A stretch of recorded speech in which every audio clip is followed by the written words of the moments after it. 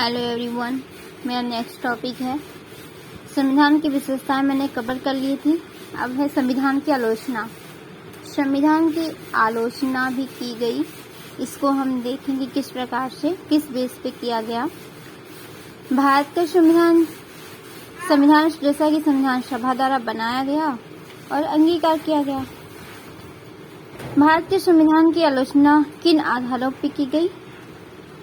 सबसे पहले तो कहा गया कि उधार का संविधान, मतलब जो है संविधान कई देशों के संविधानों से मिला हुआ है। कई सारे देशों के संविधानों से बातें ली गई हैं इसमें, तो इसे उधार का संविधान कह दिया गया। आलोचक कहते हैं कि भारतीय संविधान में नया और मौलिक कुछ भी नहीं है। वे इसे उधार का संविधान कहते हैं और उधारी की एक बोरी अथवा एक हौच पौच कॉन्स्टिट्यूशन दुनिया के संविधानों के लिए विभिन्न दस्तावेजों की पैबंदगी। लेकिन ऐसी आलोचना पक्षपातपूर्ण एवं अंतर्तार्किक है। ऐसा इसलिए कि संविधान सभा में संविधान बनाने वालों ने अन्य संविधान के आवश्यक संशोधन करके ही भारतीय परिस्थितियों में उनकी उपयुक्तता के आधार पर उनकी कमियों को दरकिनार करके ही स्वीकार किया। आलोचना का उत्तर देते हुए डॉक्टर भीमराव अंबेडकर ने संविधान सभा में कहा, कोई पूछ सकता है कि इस घड़ी दुनिया के इतिहास में बनाए गए संविधान में नया कुछ हो सकता है? डॉक्टर भीमराव अंबेडकर ने जो आलोचना की गई, इसके उत्तर में कहा, कोई पूछ सकता है कि इस घड़ी दुनिया के इतिहास में बनाए गए संविधान में नया कुछ हो सकता है? 100 साल से अधिक हो गए जबकि दुनिया का पहला लिखित संविधान बना। इसका अनुसरण अनेक देशों ने किया और अपने देश के संविधान को लिखित बनाकर उसे छोटा बना दिया। किसी संविधान का विषय क्षेत्र क्या होना चाहिए, यह पहले ही तय हो चुका था। उसी प्रकार किसी संविधान के मूलभूत तत्वों की जानकारी और मान्यता आज पूरी दुनिया में है। इन तथ्यों को ध्यान में रखते हुए सभी संविधानों में मुख्य प्रावधानों में समानता दिख सकती है। केवल एक नई चीज यह हो सकती है कि किसी संविधान में जिसका निर्माण इतने विलंब से हुआ है कि उसमें गलतियों को दूर करने और देश की जरूरतों के अनुरूप उसको टालने की विविधता उसमें मौजूद रहे। यह दोषारोपण कि यह संविधान अन्य देशों के संविधानों की हूबहू नकल है, मैं समझता हूँ संविधान के यथेष्ट अध्ययन पर आधारित नहीं है। संविधान की आलोचना में यह भी कहा गया, 1935 के अधिनियम की कार्बन कॉपी। आलोचकों ने कहा कि संविधान निर्माताओं ने बड़ी संख्या में भारत सरकार अधिनियम 1935 के प्रावधान भारत के संविधान में डाल दिए। इससे संविधान 1935 के अधिनियम की कार्बन कॉपी बनकर रह गया या फिर उसका ही संशोधित रूप। उदाहरण के लिए श्रीनिवासन का कहना है कि भारतीय संविधान भाषा और वस्तु दोनों ही तरह से 1935 के अधिनियम की नकल है। ठीक उसी प्रकार सर आइबर जेनिंग्स ब्रिटिश संविधानवेत्ता थे। इन्होंने भी आलोचना करते हुए कहा कि संविधान भारत सरकार अधिनियम 1935 से सीधे निकलता है, जहां से वास्तव में अधिकांश प्रावधानों के पाठ बिल्कुल उतार लिए गए हैं। सेम नकल की गई है 1935 के अधिनियम की। फिर इसी प्रकार PR देशमुख संविधान सभा ने टिप्पणी की कि संविधान अनिवार्यता भारत सरकार अधिनियम 1935 ही है, बस वयस्क मताधिकार उसमें जुड़ गया है। उन्होंने कहा संविधान सभा के जो सदस्य थे उन्होंने टिप्पणी करते हुए कि वास्तव में जो संविधान 1935 का अधिनियम है, भारत सरकार अधिनियम 1935 ही है संविधान। उन्होंने कहा कि पूर्ण रूप से अधिकतर चीज़ों की संविधान में अधिकतर बातें 1935 अधिनियम से ही ली गई हैं। उपरोक्त आलोचकों का उत्तर संविधान सभा में जितने भी आलोचना हुई, उत्तर कौन दे रहा है? डॉक्टर भीमराव अंबेडकर दे रहे हैं। फिर उपरोक्त जो ये आलोचना हुई संविधान सभा में, भीमराव अंबेडकर ने इस प्रकार उत्तर दिया। जहां तक इस आरोप की बात है, अब देखो अंबेडकर क्या कहते हैं इस आरोप के उत्तर में। जहां तक इस आरोप की बात है कि प्रारूप संविधान में भारत सरकार ने 1935 का अच्छा खासा हिस्सा शामिल कर लिया है, मैं क्षमा याचना नहीं करूंगा। उधार लेने में कुछ भी लज्जास्पद नहीं है।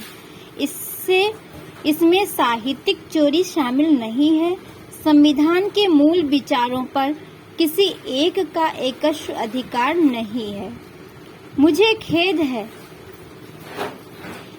खेद इस बात के लिए है, भारत सरकार अधिनियम 1935 से लिए गए प्रावधान अधिकतर प्रशासनिक विवरणों से संबंधित हैं। मतलब ये उन्होंने कहा कि इसमें कोई लज्जा की बात नहीं है, क्योंकि ये कोई साहित्यिक चोरी नहीं है।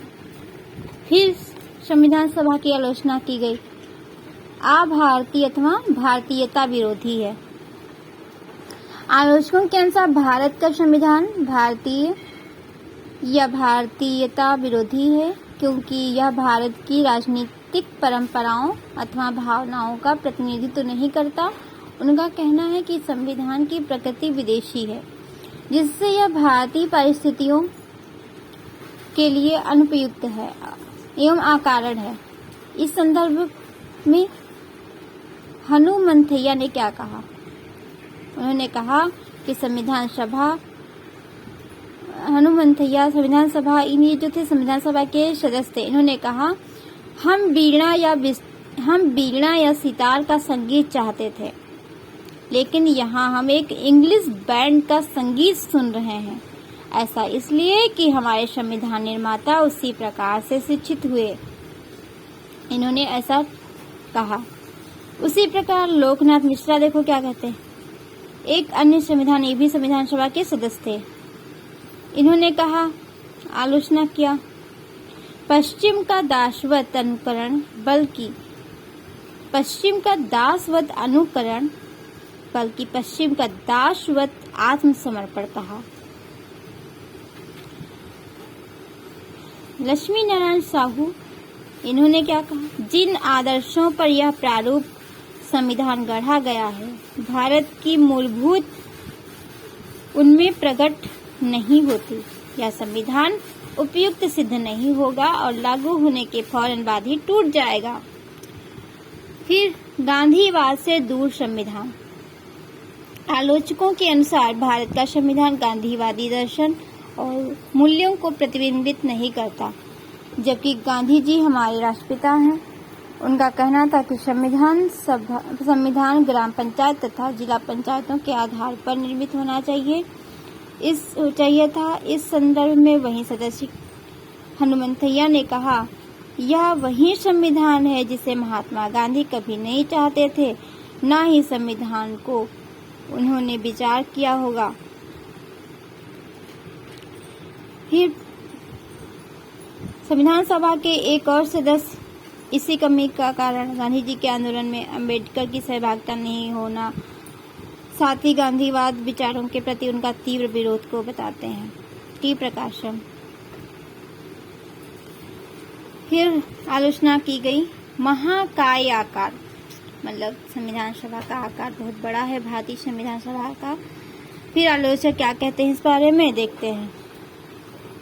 भारत का संविधान बहुत भीमकाय और बहुत विस्तृत है, जिसमें अनेक अनावश्यक तत्व भी शामिल हैं। सर आइवर जेनिंग्स, एक ब्रिटिश संविधानवेत्ता के विचार में जो प्रावधान बाहर से लिए गए हैं, उनका चयन बेहतर नहीं है और संविधान सामान्य रूप से कहें तो बहुत लंबा और जटिल है। इस संदर्भ में एच.वी. कामत संविधान सभा के सदस्य ने टिप्पणी की, इस प्रस्तावना जिस किरीट का हमने अपनी सभा के लिए चयन किया है वह एक हाथी है। यह शायद इस तथ्य के अनुरूप ही है कि हमारा संविधान भी दुनिया में बने तमाम संविधानों में सबसे भीमकाय है। उन्होंने यह भी कहा, मुझे विश्वास है सदन इस पर सहमत नहीं होगा कि हमने एक हाथीनुमा संविधान बनाया है। फिर कहा गया, संविधान को वकीलों का स्वर्ग। आलोचकों के अनुसार भारत का संविधान अत्यंत विविधतापूर्ण तथा बहुत जटिल है। उनके विचार में जिस कानूनी भाषा और मुहावरों को शामिल किया है, उनके चलते संविधान एक जटिल दस्तावेज बन गया है। वहीं सर आइवर जेनिंग्स इसे वकीलों का स्वर्ग कहते हैं। क्यों कहते हैं, देखते हैं।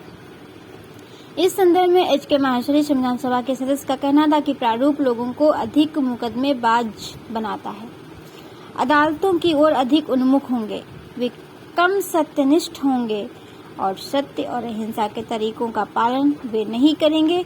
यदि मैं ऐसा कह सकूं तो यह प्रारूप वास्तव में वकीलों का स्वर्ग है। यह वाद या मुकदमों की व्यापक संभावना खोलता है और हमारे योग्य और बुद्धिमान वकीलों के हाथों में बहुत सारा काम देने वाला है। उसी प्रकार संविधान सभा के एक अन्य सदस्य पी.आर. देशमुख ने कहा, मैं यह कहना चाहूँगा कि सदन के समक्ष डॉक्टर अंबेडकर ने जो अनुच्छेदों का प्रारूप प्रस्तुत किया है, मेरी समझ से अत्यंत भारी भरकम है, जैसा कि एक भारी भरकम जिल्द वाला विधि ग्रंथ हो। संविधान से संबंधित कोई दस्तावेज इतना अधिक अनावश्यक विस्तार तथा शब्द आडंबर का इस्तेमाल नहीं करता। शायद उनके लिए ऐसे दस्तावेज को तैयार करना कठिन था, जिसे मेरी समझ से एक विधि ग्रंथ नहीं बल्कि एक सामाजिक राजनीतिक दस्तावेज नहीं होना था। सामाजिक राजनीतिक दस्तावेज होना था, एक जीवंत स्पंदन युक्त जीवनदायी दस्तावेज। लेकिन हमारा दुर्भाग्य कि ऐसा नहीं हुआ और हम शब्दों से लद गए जिन्हें बहुत आसानी से हटाया जा सकता था। इस प्रकार से हम संविधान की आलोचना भी कवर कर लिए हैं।